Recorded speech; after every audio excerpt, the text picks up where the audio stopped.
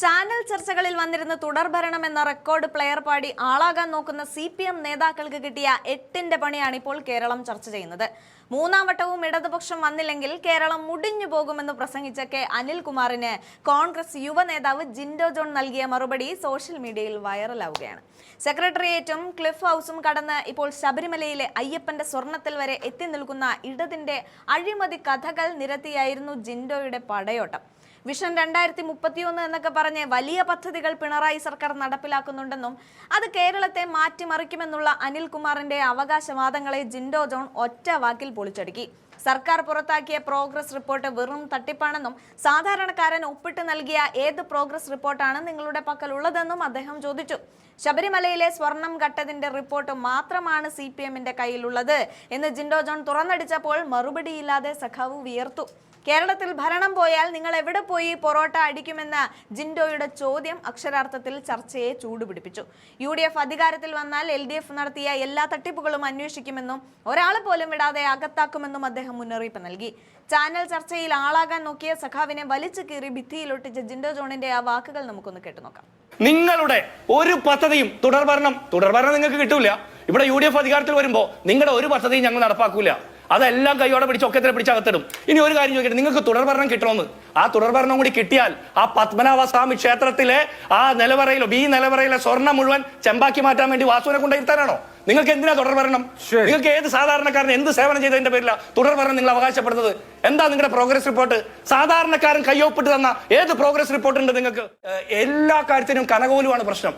നിങ്ങൾക്ക് കനകോലുവിനെ ഒരാളെ വേണം നിങ്ങൾക്ക് ചാരാൻ. നിങ്ങൾക്ക് കിണർകോൽ എഴുതി തരുന്ന ആ മറ്റേ ഇതില്ലേ സ്ക്രിപ്റ്റ്, അതാണ് പരാജയപ്പെടുന്നത്.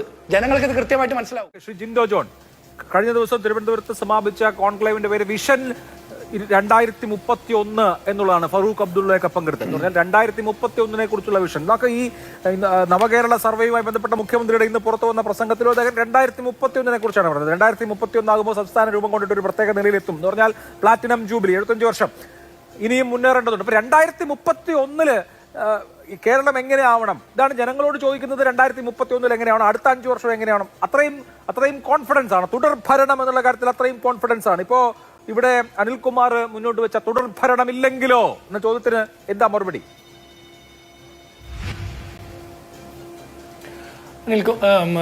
അഭിലാഷ്, ഒരു കാര്യം, ഈ മുണ്ട് മുറുക്കി കൊടുക്കാൻ പറഞ്ഞത് AK ആന്റണിയാണ് ആദ്യം പറഞ്ഞത്. ശരിയൊക്കെയാണ്. അതിനു മുമ്പത്തെ നയനാർ മന്ത്രിസഭയുടെ സമയത്ത് സകലമാന നികുതിയും കളക്ട് ചെയ്ത് കൊള്ളയടിച്ചിട്ട് പോയതിനു ശേഷം വന്ന സർക്കാരിന് ശമ്പളം കൊടുക്കാൻ പോലും ബുദ്ധിമുട്ടിയ കാലത്ത് പറഞ്ഞ സ്റ്റേറ്റ്മെന്റാണ്. അതിനുശേഷം ഈ മുണ്ട് മുറുക്കി കൊടുക്കൽ സ്ഥിരമായി പറയുന്ന 2 ആളുകളുണ്ട്. ഒന്ന് തോമസ് ഐസക്കും, 2 KN ബാലഗോപാലുവ. രണ്ടും പിണറായി വിജയന്റെ 1ഉം 2ഉം സർക്കാരിലെ ധനകാര്യമന്ത്രിമാരാ. എത്രയോ വട്ടം അവർ പറഞ്ഞതിന്റെ തെളിവുകൾ ഞാൻ ഹാജരാക്കണം. അപ്പൊ അവര് പറഞ്ഞ മുണ്ട് മുറുക്കി കൊടുക്കല് വേറെ എന്തെങ്കിലും സാധനമാണോ? ഉണ്ടല്ലേ. അപ്പോ AK ആന്റണി പറഞ്ഞ മുണ്ടിനെ കുറിച്ച് മാത്രമേ അനിൽകുമാർ കേട്ടിട്ടുള്ളൂ. ഞാൻ പറയട്ടെ അനിൽകുമാർ, അസ്വസ്ഥമാകല്ലേ. നിങ്ങൾ അസ്വസ്ഥമായി അത് ഇതൊക്കെ പറഞ്ഞതിന് ശേഷം പിന്നെ അങ്ങനെയല്ല ഇങ്ങനെയല്ല എന്ന് പറയും. എന്ത് കഷ്ടം. ഇല്ല പറഞ്ഞോളൂ ജിൻഡോയുടെ അവസരം. എത്ര എണ്ണം വേണമെങ്കിലും പറയാം. ഇനി നിങ്ങൾ ഇതൊക്കെ പറഞ്ഞാലും നിങ്ങളോ ഞാനോ പറയുന്നത് ശരിയെന്ന് പൊതുസമൂഹം തീരുമാനിക്കട്ടെ, നിങ്ങളുടെ സഖാക്കന്മാർ തീരുമാനിക്കട്ടെ. നിങ്ങൾ എത്ര ആക്ഷേപിച്ചാലും എത്ര കളിയാക്കിയാലും നിങ്ങളുടെ സഖാക്കന്മാർ തീരുമാനിക്കട്ടെ. ഞങ്ങൾ പറയുന്നതാണ് ശരിയെന്ന് തെരഞ്ഞെടുപ്പിലൂടെ മാത്രമല്ലേ തെളിയിക്കാൻ ഞങ്ങൾക്ക് പറ്റുള്ളൂ. അല്ലെങ്കിൽ പിന്നെ എപ്പോഴാണ് തെളിയിക്കാൻ പറ്റുക? നിങ്ങൾ എന്തായാലും സമ്മതിച്ചു തരില്ല. ഇനി നിങ്ങൾ പറയുന്ന പ്രോഗ്രസ് റിപ്പോർട്ട്, അനിൽകുമാർ, നിങ്ങളുടെ പ്രോഗ്രസ് റിപ്പോർട്ട് എന്താ? ശബരിമലയിലെ സ്വർണ്ണക്കൊള്ള അറിഞ്ഞിട്ട് 6 വർഷക്കാലം സംരക്ഷിച്ചതോ? അതിനുശേഷം ആഗോള സംഗമം നടത്തി അതിന്റെ പേരിലും കോടികൾ കൊള്ളയടിച്ചതോ? അവിടെ മേടിച്ച കിടക്ക വരെ അടിച്ചു മാറ്റി കൊണ്ടുപോയതോ? ഊരാളുങ്കൽ സൊസൈറ്റിയെ മറയാക്കിക്കൊണ്ട് നിരന്തരം ടെൻഡർ ഇല്ലാതെ പദ്ധതികൾ കൊടുത്ത് കോടികൾ കൊള്ളയടിച്ച് CPMന്റെ പ്രചരണത്തിന് പണം ആർജിക്കുന്നതോ? പിൻവാതിൽ നിയമനം, ധൂർത്ത്, അഴിമതി, കുടുംബശ്രീ ക്യാൻറ്റീൻ മുതൽ യൂണിവേഴ്സിറ്റിയിലെ പ്രൊഫസർ തസ്തികയിൽ വരെ സഖാക്കന്മാരുടെ ഭാര്യമാരെ തിരികെ കയറ്റുന്ന പിൻവാതിൽ നിയമനം, അതാണ് നിങ്ങളുടെ പ്രോഗ്രസ് റിപ്പോർട്ട്.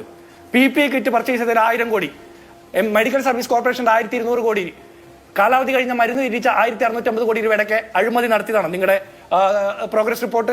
ആശുപത്രി ഇടിഞ്ഞ് രോഗികൾ മരിക്കുന്നത് അതാണോ? ശസ്ത്രക്രിയയ്ക്ക് ഉപകരണങ്ങളില്ലാതെ ശസ്ത്രക്രിയ മാറ്റിവെക്കപ്പെടുന്നത്, 6 ദിവസക്കാലം നോക്കാൻ ആളില്ലാതെ മരിച്ച വേണുവിന്റെ മരണമൊഴി, ഈ കഴിഞ്ഞ ദിവസം മരിച്ച നവജാത ശിശുവിന്റെ മരണം, കൈക്ക് പരിക്കേറ്റിയെന്ന കുട്ടിയുടെ കൈ മുറിച്ചു മാറ്റുന്നത്, കാലിന് പരിക്കേറ്റിയെന്ന ആളുടെ നാവ് മുറിച്ചു മാറ്റുന്നത്, വയറ്റിൽ കത്രിക വെച്ച് കൊടുത്തു വിട്ടുന്നത്, മരുന്ന് ക്ഷാമം, ഇതൊക്കെയാണോ നിങ്ങളുടെ പ്രോഗ്രസ് റിപ്പോർട്ട്?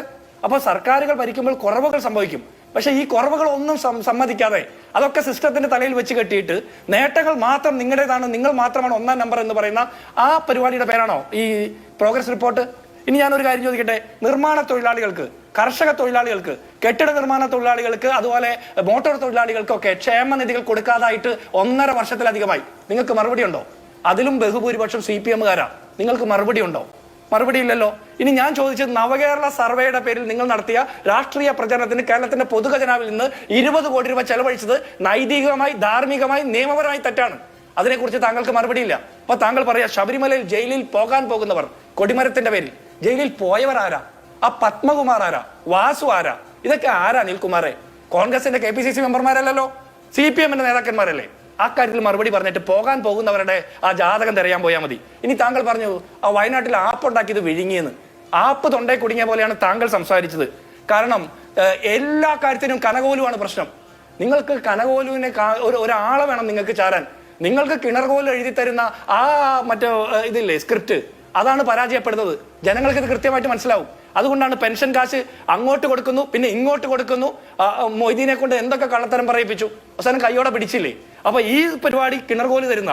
ഇനി ഒരു കാര്യം കൂടി ചോദിക്കട്ടെ, സർക്കാർ വയനാട്ടിൽ ഈ ഞങ്ങൾ കോൺഗ്രസ്സുകാർ ഭരണമില്ലാത്ത സംഘടന, പ്രതിപക്ഷത്തെ സംഘടനയല്ലേ, ഞങ്ങൾക്ക് ഫണ്ട് കളക്ട് ചെയ്യുന്നതിൽ പോരായ്മയുണ്ട്, ഞങ്ങൾ അവിടെ സ്ഥലം ഏറ്റെടുക്കുന്നുള്ളൂ, പല തടസ്സങ്ങളുണ്ട്. നിങ്ങൾ സർക്കാർ അവിടെ ഇതുവരെ എത്ര വീട് തിരിച്ചു വെച്ചു കൊടുത്തു? 1.5 കൊല്ലമായില്ലേ? ഇനി CPM എത്ര വീട് വെച്ചു കൊടുത്തു? DYFI ഫണ്ട് കൊടുത്തു, സമ്മതിച്ചു. അതുപോലെ ഈ നാട്ടിലെ, ഈ നാടിന് പുറത്തുള്ള ആളുകളും കോടിക്കണക്കിന് മനുഷ്യർ കോടിക്കണക്കിന് രൂപ പൊതുഖജനാവിലേക്ക്, ദുരിതാശ്വാസ നിധിയിലേക്ക് സംഭാവന ചെയ്തു. CPM എത്ര വീട് വെച്ചു കൊടുത്തു? ഒന്നും ചെയ്യാത്ത CPM എന്തെങ്കിലും ചെയ്യാൻ ശ്രമിക്കുന്ന രാഷ്ട്രീയ പാർട്ടികൾ ആക്ഷേപിക്കുന്നു. കോൺഗ്രസ് അവിടെ ഭൂമി ഏറ്റെടുത്തു വീട് വെച്ചു കൊടുക്കാൻ വേണ്ടി. നിങ്ങൾ എന്ത് ചെയ്തു? സർക്കാർ ചെയ്യുന്നത് നിങ്ങളുടെ അല്ല, സർക്കാർ കേരളത്തിലെ എല്ലാവരുടേതുമാണ്. സർക്കാരിന്റെ ഖജനാവിലേക്ക് പണം കൊടുക്കുന്നത് എല്ലാവരുമാണ്, CPM-കാരല്ല. അപ്പൊ CPM-കാരുണ്ടാവും, കോൺഗ്രസ്സുകാരുണ്ടാവും, ലീഗുകാരുണ്ടാവും, BJP-കാരുണ്ടാവും. നിങ്ങൾ എത്ര കൊടുത്തു? CPM-ന് എത്ര വീട് കൊടുക്കാൻ പറ്റി? ഇല്ലല്ലോ. വെറുതെ കുറ്റം പറയും. അഭിലാഷേ, ഒന്ന് പൂർത്തിയാക്കട്ടെ. ഇനി ഞാനൊരു കാര്യം ചോദിക്കട്ടെ, ഈ പ്രളയ ഫണ്ട് തട്ടിയെടുത്തതിന്റെ പേരിൽ ജയിലിൽ പോയത് സഖാക്കന്മാരല്ലേ? വയനാട് ദുരിതാശ്വാസ ഫണ്ടിന് വേണ്ടി പിരിച്ച ബിരിയാണി ചലഞ്ചിൽ ജയിലിൽ പോയത് DYFI-യുടെ ആലപ്പുഴയിലെ സഖാക്കന്മാരല്ലേ? അപ്പൊ കുഴപ്പമുണ്ടാക്കുന്നവരും തെമ്മാടിത്തരം ചെയ്യുന്നവരും എല്ലായിടത്തും ഉണ്ടെന്നേ. അത് മാത്രം വിപുലീകരിച്ച്, അതിനെ മാത്രം പർവ്വതീകരിച്ച് ആക്ഷേപിക്കാൻ പാടില്ല. നിങ്ങൾക്ക് എന്ത് ചെയ്യാൻ പറ്റിയെന്നില്ല. പിന്നെ ഹരിയാനയിൽ കോൺഗ്രസ് തോറ്റു, പ്രതിപക്ഷത്ത് കോൺഗ്രസാ. നിങ്ങൾ എവിടെയുള്ളേ? ബീഹാറിൽ കോൺഗ്രസ് തോറ്റു, ഞങ്ങളുണ്ട് അവിടെ പ്രതിപക്ഷത്തും സമരത്തിലും. നിങ്ങൾ എവിടെയുണ്ട്? ഇന്ത്യയിൽ എവിടെയുണ്ട് നിങ്ങൾ? 33 കൊല്ലം ഭരിച്ച ബംഗാളിലെ ആളുകൾ ഇവിടെ MP ഗോവിന്ദന് ജയ് വിളിക്കാൻ വരാല്ലേ? ഇനി കേരളത്തിലെ ഈ സഖാക്കന്മാർ തുടർഭരണം നഷ്ടപ്പെട്ടാൽ എവിടെ പോയി പൊറോട്ട അടിക്കും? അവിടെയുള്ള ആളുകൾ, ത്രിപുരയിലെ ആളുകൾ അങ്ങനെ തന്നെ BJP ആയി. ബംഗാളിലെ ആളുകൾ ഇവിടെ വന്ന് മുദ്രാവാക്യം വിളിക്കുന്നു. നിങ്ങൾ ഇവിടെ തോറ്റാൽ എവിടെ പോയി പൊറോട്ട അടിക്കും? ഇനി ഒരു കാര്യം കൂടി ചോദിക്കട്ടെ, നിങ്ങളുടെ ഒരു പദ്ധതിയും തുടർഭരണം നിങ്ങൾക്ക് കിട്ടൂല. ഇവിടെ UDF അധികാരത്തിൽ വരുമ്പോ നിങ്ങളുടെ ഒരു പദ്ധതിയും ഞങ്ങൾ നടപ്പാക്കൂല. അതെല്ലാം കൈയോടെ പിടിച്ച് ഒക്കത്തിനെ പിടിച്ചകത്തിടും. ഇനി ഒരു കാര്യം ചോദിക്കട്ടെ, നിങ്ങൾക്ക് തുടർഭരണം കിട്ടണമെന്ന്. ആ തുടർഭരണം കൂടി കിട്ടിയാൽ ആ പത്മനാഭസ്വാമി ക്ഷേത്രത്തിലെ ആ നിലവറയിലോ B നിലവറയിലെ സ്വർണ്ണം മുഴുവൻ ചെമ്പാക്കി മാറ്റാൻ വേണ്ടി വാസുവിനെ കൊണ്ടിരുത്താനാണോ? നിങ്ങൾക്ക് എന്തിനാ തുടർഭരണം? നിങ്ങൾക്ക് ഏത് സാധാരണക്കാരൻ എന്ത് സേവനം ചെയ്തതിന്റെ പേരില തുടർഭരണം നിങ്ങൾ അവകാശപ്പെടുന്നത്? എന്താ നിങ്ങളുടെ പ്രോഗ്രസ് റിപ്പോർട്ട്? സാധാരണക്കാരൻ കയ്യൊപ്പിട്ട് തന്ന ഏത് പ്രോഗ്രസ് റിപ്പോർട്ട് ഉണ്ട് നിങ്ങൾക്ക്? ശരി.